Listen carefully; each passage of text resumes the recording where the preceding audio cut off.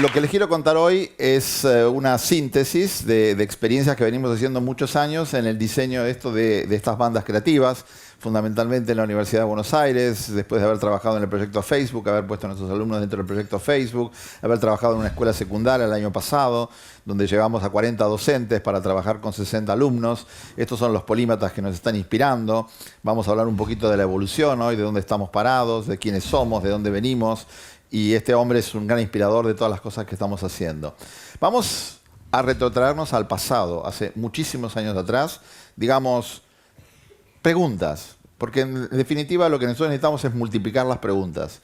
Los chicos son preguntadores seriales y la escuela y otras instituciones hacen que dejen de preguntarse y que acepten las respuestas incondicionalmente. Entonces lo que tenemos que hacer es multiplicar las preguntas. Y yo voy a hacer 5 preguntas hoy. Esta es la primera. ¿Por qué fuimos los primates y no los neandertales? Si hubiésemos sido neandertales, así hubiese sido yo, ni más lindo ni más feo que hoy. Pero en fin, de todas maneras, no fuimos neandertales. Y esto es muy interesante. A lo largo de la historia, en millones y millones de años, ha habido, lo mostró Scolari hace un rato cuando hablaba de las especiaciones, de las divisiones, de las bifurcaciones, ha habido 24 bifurcaciones. Nosotros somos la 24.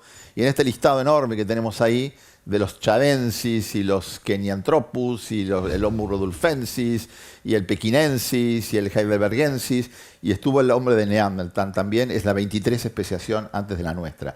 Pero si hubo 23, no somos la 24, ¿por qué no podemos imaginar que va a haber 25 o 26? Y eso es muy probable que pase pronto, ¿no? En estas especiaciones, si nos miramos, nosotros coincidimos bastante tiempo con los neandertales. El Homo sapiens fue anterior, coincidió con el tiempo y lo superó, llega hasta nuestra época. Y lo curioso de los neandertales es que estos neandertal, la gran pregunta es, bueno, ¿por qué desaparecieron y por qué la cultura explotó en África hace 45.000 años? Cuando en realidad, si uno mira, el cerebro de los neandertal era más grande que el nuestro.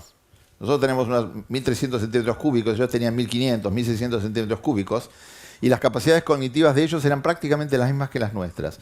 Pero la gran diferencia entre ellos y nosotros es que los neandertales formaban grupos muy pequeños que no pasaban de las 100 personas, mientras que nosotros formamos grupos de 160 personas, que fueron los grupos más grandes que hubo de colectores y cazadores en las épocas del Paleolítico Superior. Este número 160 hay que acordárselo porque es el número de Dunbar y es el número que marca la cantidad de seguidores promedio que todos tenemos en Facebook. Todos tenemos en Facebook miles de personas, pero 160 es el promedio, que es el mismo que tuvieron los primeros humanos. Entonces, primera conclusión que podemos sacar, el Twitter de Scolari, como decía antes, no es el cerebro. No es el cerebro. Lo que hace la diferencia entre ellos y nosotros no es el cerebro, no es la capacidad cognitiva. ¿Qué es entonces lo que hizo que seamos lo que somos, ¿no? Bueno, que podamos hacer eso, ¿no? En Wall Street. Esta es una de las fotos de Wall Street maravillosas, ¿no? La bailarina que danza sobre el toro de Wall Street. Y tiene que ver fundamentalmente con que tenemos que empezar a entender conexiones raras. Tenemos que empezar a darnos cuenta que no podemos separar los saberes. Tenemos que darnos cuenta que si queremos entender la hiperconectividad de hoy, que se caracteriza por 1.000 millones de personas en Facebook. 1.000 millones de personas en Facebook. Pero también por primera vez en la historia, año 2013, 1.000 millones de personas traspasaron las fronteras de un país al otro. El turismo mundial llegó a 1.000 millones de personas en el año 2012. ¿Habrá alguna conexión entre la cantidad de gente en Facebook? No sabemos, puede ser simplemente una coincidencia, pero es una coincidencia que nos tiene que llevar a dejar de extrapolar, que es a partir de ciertos datos, decir el futuro va a ser igual que lo que pasó antes, y empezar a abducir. Y abducir es tomar un solo caso y de ese caso, ese ejemplo, convertirlo en un caso y empezar a hacer conclusiones mucho más interesantes. Este es un gráfico que maneja la gente de Platonic, que tiene que ver con los crowd, ¿no? Todos los crowd, el crowdfunding, el crowdsourcing, el curation, etc. Acá lo puse simplemente como ejemplo que tiene que ver con esto, de que lo que importa es la diversidad, pero también la cantidad. Segunda idea potente, idea muy, muy potente, el trueque y el intercambio que tiene que ver con nuestro ser social está en la base de nuestra humanidad. Mercados, interacciones, diversidad. Ninguna persona sabe construir un lápiz. Una vez vi este libro, no lo podía creer, 500 páginas, la historia del lápiz. ¿Se imaginan 500 páginas de la historia del lápiz? ¿Por qué? Porque es muy difícil hacer un lápiz. Y hay lápices hace 2500 años. Nadie sabe cómo construir un lápiz. Mucha gente sabe cómo construir un lápiz. De vuelta, colectivos. Esto que parece un altruismo es fundamental. Muchos cerebros juntos, y lo mencionó Juanjo, lo mencionó varios, muchos cerebros juntos fabrican increíble cantidad de experiencias ricas y potentes. Y estos lugares que hay en todo el mundo y todo el tiempo están mostrando que ese intercambio, esa interacción está muy instalada en nuestros genes. Por eso, primero fue el intercambio, después vino la agricultura. El intercambio es la base de absolutamente todo. Intercambio. Después vienen los sedentarismos. Y otra cosa muy interesante es las variedades en las densidades poblacionales, que en el caso de los humanos pasaron de los 160, grupos de 160 y de los neandertales y otros grupos eran mucho menores, ¿no? Fundamentalmente, la idea que parece tremendamente potente y tremendamente rica es esta. El comercio es a la cultura lo que el sexo a la biología. Comercio a la cultura lo que el sexo a la biología. Porque el comercio lo que permite es que distintas culturas intercambien, distintas culturas se hibriden y distintos tipos de genes se recombinen, en esa palabra que Scolari no pudo pronunciar, pero que todos sabemos cuál es, ¿no? Que se conectan. Y lo que están generando fundamentalmente es un cambio que es acumulativo y que es colectivo. Lo que generó el intercambio anterior al comercio es la capacidad de inventar. Inventó el método de inventar e inventar. Y la invención de las invenciones es la base de todo lo que hacemos nosotros. Estamos parados acá porque nosotros y ningún otro grupo de los 23 pudo inventar la invención. Nosotros somos los reyes de la invención y tenemos que hacernos cargo de esos. Otro dato fundamental, ahora que estamos hablando de tecnología, Brian Arthur, un gran pensador del Instituto de Santa Fe, es una persona que trabajó mucho sobre la autoorganización, fue una de las primeras personas que descubrió que todas las tecnologías son recombinaciones. Cuando salgan de acá, si quieren, se van a hacer un tour por el piso 2 de la Fundación Telefónica, tienen la historia de la telefonía en España, del año 1880, que fue el primer teléfono que se usó en España en una finca rural en Badajoz. Si ustedes van y miran eso, van a encontrar que todo tiene que ver con hibridación, todo tiene que ver con estas combinaciones de otras tecnologías. Y en los labs lo que hacemos es eso, ¿no? Fundamentalmente mezclar cosas y pensamientos. Permanentemente, cosas y pensamientos. Y generamos cosas como estas que hicimos en el lab en Buenos Aires, en el Conectar Lab del programa Conectar Igualdad, que es una serpiente hecha de plastilina, que es una interfaz que toca música. Tiene electrodos a través de un dispositivo que vamos a ver pronto y eso nos permite generar música. Comercio y urbanización, que muchas veces se critica la urbanización, tienen que ver fundamentalmente con esta hibridación, con esta capacidad que tenemos nosotros de multiplicar nuestras experiencias. Primera ciudad del mundo que vale la pena tomar en cuenta, Uruk. Existió hace 6.000 años, una de las primeras ciudades del mundo. Ese es el plano de la ciudad, en Uruk, en uno de los primeros lugares donde hubo un comercio realmente intenso. Y ahora, ¿de dónde estamos parados? Así como nosotros hay una exposición que les invito a que vayan a ver en Caixa Forum, ¿no? Que se llama De Babel a Dubái. Nosotros pasamos acá de Uruk a Shanghái. Esto que tienen acá es un mapa, una foto, antes y después de la transformación china. Esto es en 1980, esto es en 2010. En 30 años pasamos de eso a eso. Si esto no es una muestra de la capacidad, de la inventiva, de la capacidad de transformación y de la capacidad de despertarnos que pedía Juanjo, ¿dónde lo vamos a encontrar? Shanghái en 1980, Shanghái ahora. Tuve la suerte increíble de estar ahí en marzo de este año y me quedé así tan choqueado que me tengo que ir a vivir ahí un tiempo, porque no se puede. En China uno respira. Así como uno va a Manhattan, pisa Manhattan y siente que está enchufado a la electricidad del mundo, en Shanghái y en muchas partes de China uno está parado en la electricidad del mundo.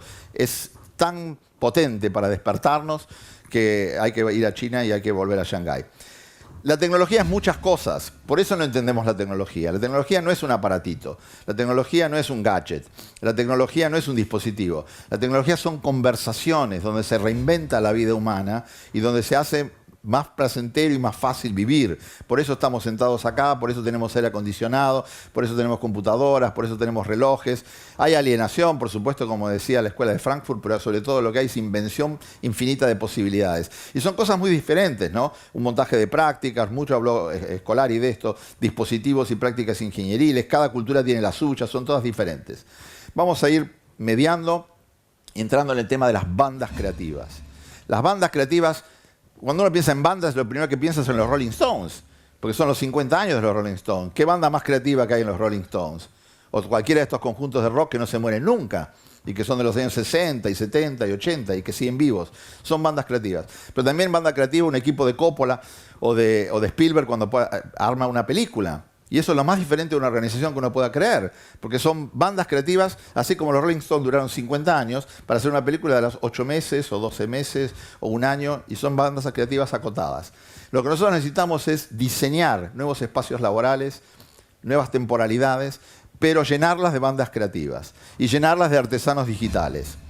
Y esto es una idea que ya empieza a tener su prensa, porque Chris Anderson, que acaba de dejar la dirección de la revista Wired después de muchos años, y que fue el autor de La Larga Cola, y fue el autor de esta otra obra que tenía que ver con Free, con los precios libres, etc., pescó esta cuestión, recurre a su abuelo, que fue un inmigrante europeo, que inventó un sprinkler para rociar con agua, y dice, bueno, ahora lo que tenemos es makers, pero la diferencia con los makers que teníamos antes, tenemos makers y tenemos violencia también, ¿no? Entre sistemas operativos, tenemos makers que están por lo libre y que están por lo propietario, tenemos acción permanente. La diferencia con los makers de antes y los makers que tenemos ahora es que los makers que tenemos ahora están ayudados fundamentalmente por Internet. ¿Y qué es Internet? Es una máquina de desintermediar. ¿Y qué es una máquina de desintermediar? Es una máquina que permite pasar en un tiempo repentino de la cultura de la imprenta a la cultura digital, puede generar nuevas prácticas sociales y culturales a medida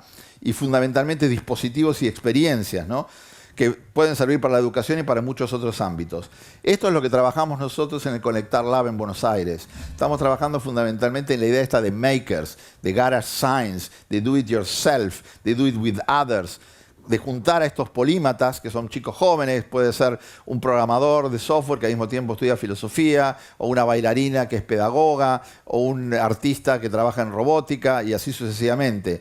Trabajamos en las áreas que son las que se han mencionado acá permanentemente y que han sido protagonistas de muchísimos TED. Estábamos mencionando ayer que TED, que existe hace cerca de 30 años, ya hubo 6.000 TEDx como estos en el mundo, y donde se habla permanentemente de estas cosas, de aprender a través de las pantallas, de conocer con los códigos y los bits, de diseñar nuevos entornos educativos y de narrar en todos los sentidos, ¿no?, que es lo que tiene que ver fundamentalmente con las cosas que estamos haciendo. Y recién hablamos de las placas, esas que se ponían en la plastilina y que permitían generar sonido. Diseñamos una, se llama Ramón, en homenaje a Ramón Lull. Hicimos un Arduino, hicimos una placa sobre el Arduino. Es un controlador de este tipo. Lo que hace esta placa no solamente permite tocar música, sino permite entrar y salir información, permite que los chicos con esto se conviertan en VJs, usen los potenciómetros para mezclar sonidos, para mezclar videos. Desarrollamos nuestro propio software en Creative Commons, que es Bucle, se llama este software. Diseñamos software, diseñamos hardware, somos una banda creativa, trabajamos en estas áreas, ¿no? Y fundamentalmente hacemos esto, que es el remix, la repetición, todo este tipo de trabajo, que es un trabajo fundamentalmente que está ligado a este diseño de experiencias, diseño de dispositivos, diseño de espacios. Por ejemplo, nos interesa muchísimo todo lo que tiene que ver, lo que dijo Carlos, con la obsolescencia de la interfaz educativa. Es decir, la escuela como una interfaz que está deshilachándose, que no logra sintonizar al sujeto con el objeto, a la sociedad con el sistema de aprendizaje o el sistema de enseñanza, etcétera, etcétera. Entonces, nos interesa mucho esta idea de Sugata Mitra, que es de la educación mínimamente invasiva. Educación mínimamente invasiva. Ayer estábamos en una reunión con gente de la Universidad Complutense presentando un libro que se llama Edupanc aplicado, y hablábamos de la educación laparoscópica, de la pedagogía laparoscópica, porque la pedagogía laparoscópica es la pedagogía mínimamente invasiva. Es decir, la educación tradicional es cirugía que te serruchan un pedazo todo el tiempo, pedazo del cerebro generalmente, ¿no? Del tuyo, no del docente. Y entonces con la laparoscópica, bueno, por lo menos si nos equivocamos, el dolor es mucho menor, ¿no? Nos interesa muchísimo esta cuestión del rediseño del espacio. Este es un lindo hemiciclo, pero dista muchísimo de lo que necesitamos como espacios de interactividad, ¿no? Y la disrupción necesita todo este tipo de cosas. Nosotros estábamos trabajando con estos espacios colectivos y entre las cosas que queríamos era empezar a diseñar nuestros propios muebles. De hecho, logramos hacer algo y acá tenemos algunas muestras.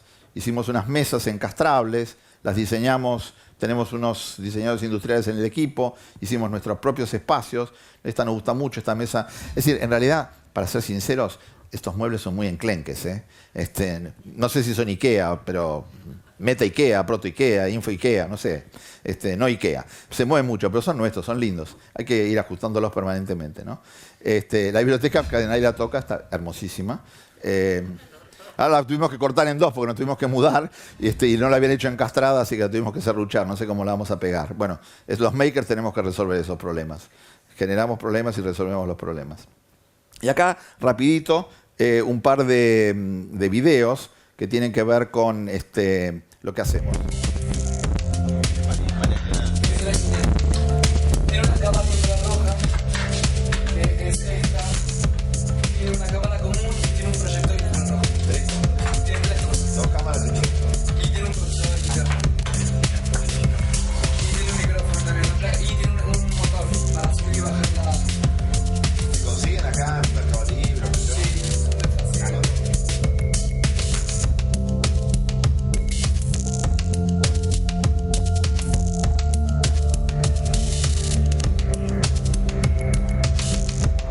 Ahí lo que habíamos hecho era hackear una Kinect.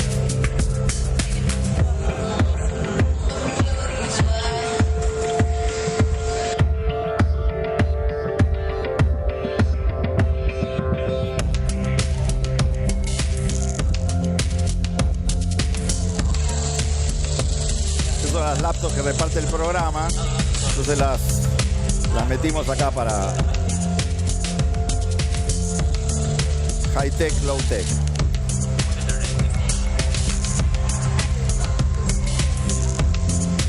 Bueno, eso es una demostración de algunas de las cosas que hacemos y con esto voy a cerrar, que me parece muy potente. Son algunas ideas de Sugata Mitra que tienen que ver con la emergencia y con la educación, ¿no? Esta idea de que los sistemas conectados pueden autoorganizarse. Y sistemas conectados, los humanos, 1.000 millones de personas conectadas en Facebook, mucha gente, se puede hacer una autoorganización muy potente, ¿no? Los sistemas autoorganizados tienen comportamiento emergente. ¿Qué quiere decir? Comportamiento imprevisible, comportamiento no diseñado, comportamiento que realmente es creativo. La emergencia, en algunos casos en los humanos, generó cognición. Y la cognición, cuando puede apuntar para atrás y para adelante, puede producir conciencia. Y entonces la gran pregunta, y esto tiene que ver con la interfaz, y tiene que ver con el diseño futuro, etcétera, es si la educación es un proceso de autoorganización.